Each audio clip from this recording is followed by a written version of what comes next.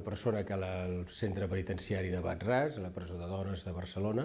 i en concret en el departament de mares, que diríem que és un microcosmos dintre de la presó de dones, perquè és un nucli tancat,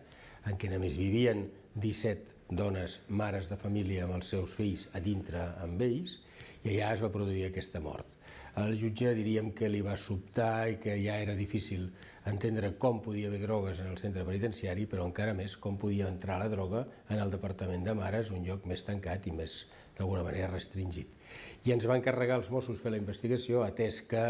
des de 1983 la competència en vigilància de presons i el que era el mètode penitenciari corresponia a la Generalitat de Catalunya.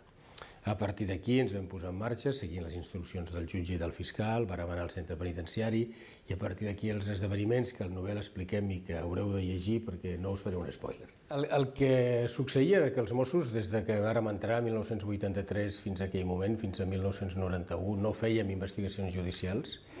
i per part del que era el Ministeri de l'Interior i el Govern Civil de Barcelona es qüestionava si nosaltres teníem aquesta competència, si teníem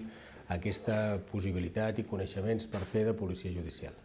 Quan un jutge de Barcelona ens encarrega aquesta tasca i aquesta funció, va ser una sorpresa i va ser també un moment, com heu dit, d'eufòria i un moment d'alegria, de dir som capaços de fer-ho, podem fer-ho i confien en nosaltres.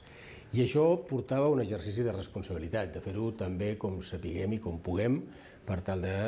donar el do de pit i ficar tot el que nosaltres puguem saber per investigar. Però, lògicament, si no ens ho havien donat fins a aquell moment i hi havia també altres companys que pensaven que no ho podien fer i que per part del govern civil es deia que no i que per part dels mitjans de comunicació es deia que els Mossos no tenien la competència de policia judicial, que només podien ser col·laboradors de la policia de l'Estat, que algú confiés en nosaltres va significar una injecció d'adrenalina, com diríem un subidon, de dir doncs anem a fer-ho i ho farem bé.